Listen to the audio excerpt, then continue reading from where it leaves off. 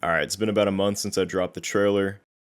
Currently, I have moved from the prototype phase to early production, and I am, let's just say, making some big strides, and hopefully we should have a demo sometime in March, is my goal. Anyways, here's an overview of everything I did for the prototype. This is an older video I shot not too long ago, and hopefully it catches you up to speed, and once I release a demo, I'll make a new video. Alright, see ya.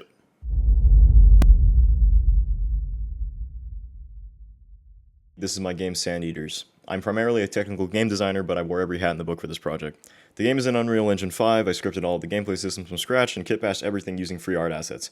Anyways, SANDEATERS is a hybrid genre dark sci-fi shooter. You play as a walking arsenal, dispatching an evolving horde of nanomachine lifeforms. You configure your character, complete missions, then upgrade and repeat. The core combat genre is a mix of arena and movement shooters, using a variety of gunplay, movement, and abilities to complete encounters and objectives. Be decisive or be overrun by enemies that evolve mid-combat through absorbing the parts of their allies. To destroy them, you have to kill them at their weakest state. Sounds simple, but the enemies have a number of tricks up their sleeves to make your life harder. To start, each enemy is radioactive, saturating you with radiation if you get close. Just like in real life, multiple sources of radiation means faster irradiation. While irradiated, you take damage over time, draining your health. Upon exiting a source of radiation, your suit will purge it quickly. But beware, if radiation saturation exceeds your max HP, you die. Keep moving, don't get cornered. On top of this, they each have a wide variety of evolutions, each with their own specialized weapons designed to counter your onslaught. For example, sentries shoot hit scan and are strong in packs once they get a good firing angle. When isolated, however, they are relatively weak. Boomers punish you for being on the ground or staying in one place for too long. Berserkers are similar and punish melee builds. Snipers punish a lack of cover and movement, etc., etc. Fortunately, you have a wide arsenal of weapons that you can use to configure the perfect loadout for your playstyle. This allows you to adapt to the needs of each encounter as well. Fail a mission, try again with a better loadout until you succeed. This is an ongoing process as the theme of the game is rapid adaptation/evolution. The player and enemies struggle for power in both story and gameplay. As the saying goes, evolution is the struggle for existence. Cool, right? Alright, let's talk about weapons.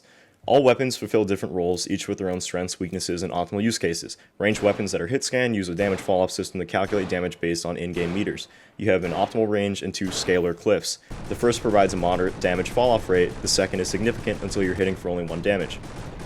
Weapon spread is unique for each weapon, but is universally affected whether or not the player is aiming down sights. Recoil is also affected by ADS and player movement, such as crouching, sprinting, or being in air.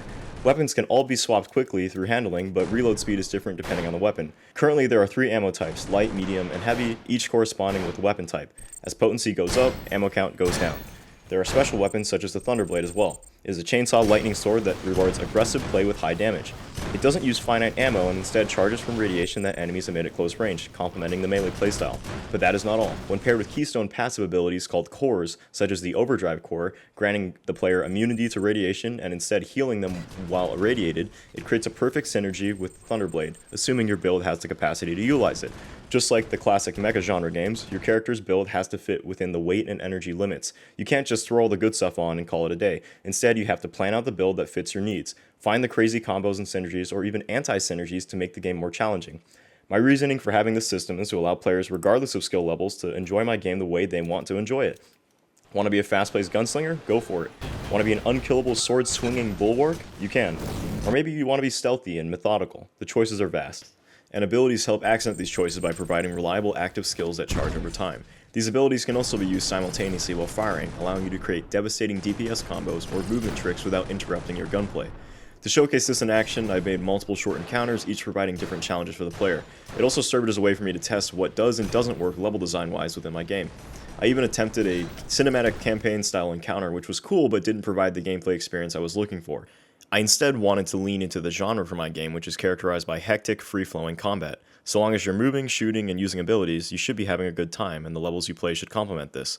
That said, I plan on having slower sections to help contrast with the core gameplay, as I think that level pacing matters not just between encounters and missions, but throughout the larger game and story. All in all, this project is the product of me pushing the limits of my own professional workflow by, as I like to put it, pulling zero punches when it comes to learning new skills while showcasing my own creative ideas and designs. Overall, my mindset and process for professional development changed significantly while documenting and creating the SANDEATERS prototype. And if you want access to documents or more thorough discussions about the decisions and iterations I made, feel free to contact me through my various links. Thank you very much for watching this video, and be sure to watch the others if you want more information. Take care.